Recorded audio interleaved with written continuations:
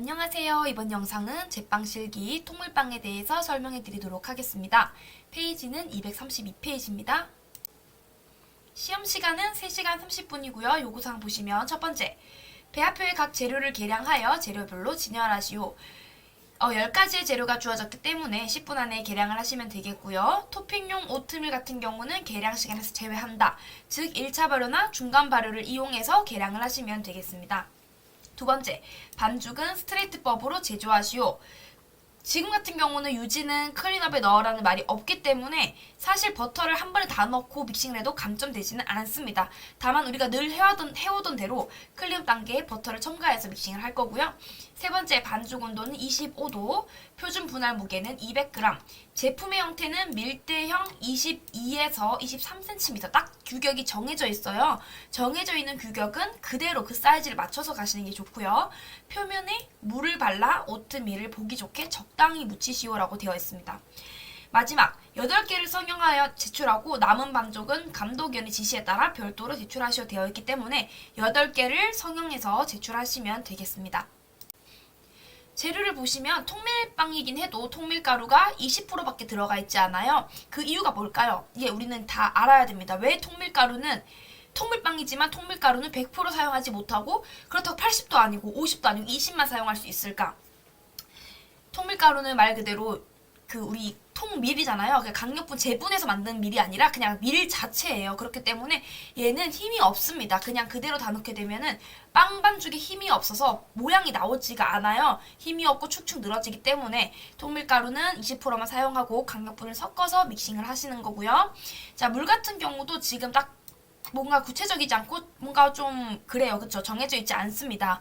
저 같은 경우는 보통 물을 제일 많이 사용해요. 뭔가 좀 반죽이 힘이 없거나 그럴 때에는 잘 찢어지고 그럴 경우가 높기 때문에 저는 물을 제일 많이 사용하는 것도 좋지만 보통 이제 가운데 기준을 맞추던가 또는 실내가 너무 더우면 한 좀 약간 630 가깝게, 실내가 좀 추울 경우에는 650 가깝게 이렇게 맞춰서 사용을 하기도 합니다. 자, 그리고 몰트액. 자, 몰트액은 지난 호밀빵에도 설명을 드렸는데요. 몰트액이라고 하는 것은 발화된 보리를 이제 끓여서 메가당으로 바꾼 후에 메가당을 이제 농축한 액기스가 이제 몰트액인데요. 이거는 이제 색깔을 좀 갈색으로 바꾸는 것도 있지만 이스트를 좀 활성화시키는 역할도 한다는 거. 그래서 몰트액이 사용이 됩니다. 몰트액은 그냥 넣지 마시고요. 물에 타서 넣어주시면 조금 더 잘 섞이고 좋습니다. 자, 그러면 이제 영상을 보면서 설명드리도록 하겠습니다. 유지를 제외한 모든 재료를 믹서에 넣고 저속 1단으로 믹싱을 해줍니다. 자, 한 덩이가 되는 클린업 단계에서 이제 유지를 넣고 똑같이 저속으로 돌려주시다가 유지가 다 섞이게 되면은 2단으로 중속으로 돌려줄 거예요.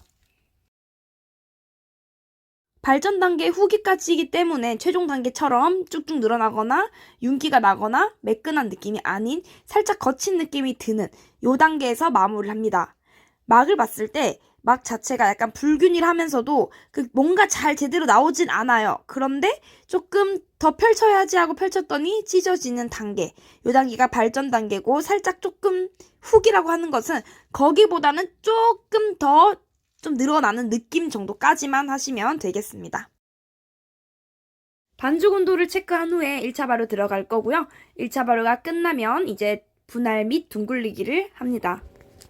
그리고 중간 발효까지 가져주고 나서 성형 들어가겠습니다. 바닥에 덧가루는 살짝 친 상태에서 반죽을 가지고 와주고요. 윗면에도 가루 묻혀주시고 그다음 밀대에도 덧가루를 묻혀주셔서 들러붙지 않도록 해주시고요. 가운데 살짝 눌러서 위에서 밀어펴기, 아래로 밀어펴기 해서 가스를 빼줍니다.